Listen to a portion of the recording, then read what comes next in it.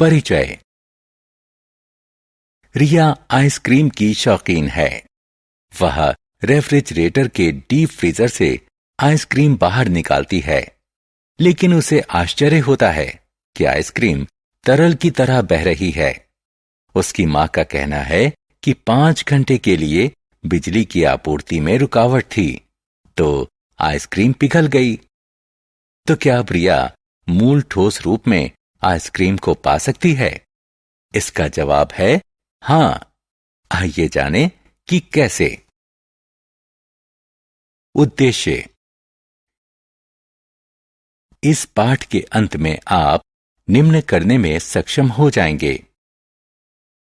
परिवर्तन को परिभाषित करना, भौतिक परिवर्तन को समझाना, भौतिक परिवर्तनों के उदाहरण देना। परिवर्तन। हम कई परिवर्तन देखते हैं। हमारे दैनिक जीवन में परिवर्तन के कुछ उदाहरण हैं। भोजन का पकना, लोहे का जंग खाना, बर्फ का पिघलना। परिवर्तन एक प्रक्रिया है जिसमें किसी पदार्थ की अवस्था, रंग, आकार, आकृति, गुण, रासायनिक संगठन और संरचना में बदलाव आता है। परिवर्तन के प्रकार। परिवर्तन 2 प्रकार के होते हैं, भौतिक परिवर्तन और रासायनिक परिवर्तन। इस पाठ में हम भौतिक परिवर्तन का अध्ययन करेंगे। जब पदार्थ के आकार, आकृति, रंग और अवस्था में परिवर्तन होता है तो इसे भौतिक परिवर्तन कहा जाता है। भौतिक परिवर्तन के उदाहरण हैं बर्फ का पिघलना, पानी का वाष्पीकरण, पानी में चीनी या नमक का विघटन। भौतिक परिवर्तन के लक्षण। कागज का एक टुकड़ा लीजिए। एक कागज को हवाई जहाज बनाने के लिए इसे मोड़िए। इसके आकार में परिवर्तन आया है, लेकिन हम अपने मूल आकार के कागज के इस टुकड़े को वापस प्राप्त कर सकते हैं। अतः यह एक उत्क्रमणीय परिवर्तन है। इस प्रक्रिया में कागज की रासायनिक संरचना समान रहती है। भौतिक परिवर्तनों के उदाहरण। बच्चों, गर्म करने पर बर्फ पानी में परिवर्तित हो जाती है। जब इस पानी को 100 डिग्री सेंटीग्रेड पर गर्म किया जाता है तो यह वाष्प में परिवर्तित हो जाता है। यह वाष्प ठंडा होने पर जल में परिवर्तित हो जाती है। अतः इस पूरी प्रक्रिया में जल की केवल अवस्था परिवर्तित होती है, किंतु उसकी रासायनिक संरचना समान रहती है। आइए कोबाल्ट क्लोराइड के गुलाबी रंग के क्रिस्टल लेते हैं।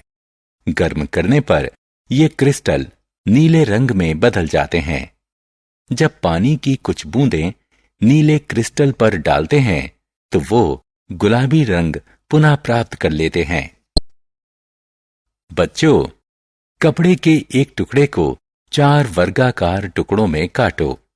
अब एक टुकड़े की तुलना मूल कपड़े से करो, लेकिन कपड़े का गुण समान रहता है।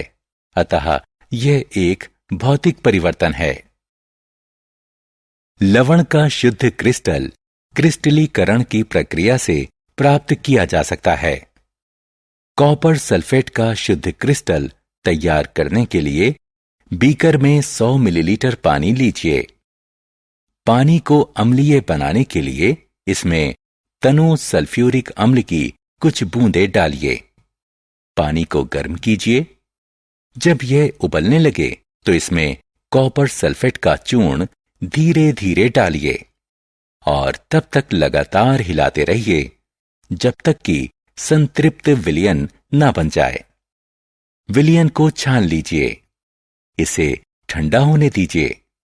कुछ देर बाद आपको विलयन में नीले रंग के चमकदार कॉपर सल्फेट के क्रिस्टल कण दिखाई देंगे।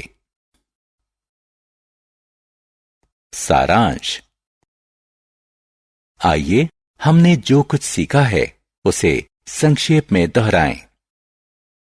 वह प्रक्रिया जिसमें किसी पदार्थ की अवस्था, रंग, आकार, आकृति, गुण, रासायनिक संगठन और संरचना में बदलाव आता है, उसे परिवर्तन कहा जाता है।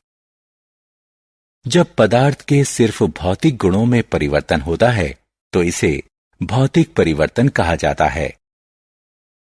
भौतिक परिवर्तन अस्थायी और उत्क्रमणीय होता है। पदार्थों की रासायनिक संरचना भौतिक परिवर्तन में समान रहती है।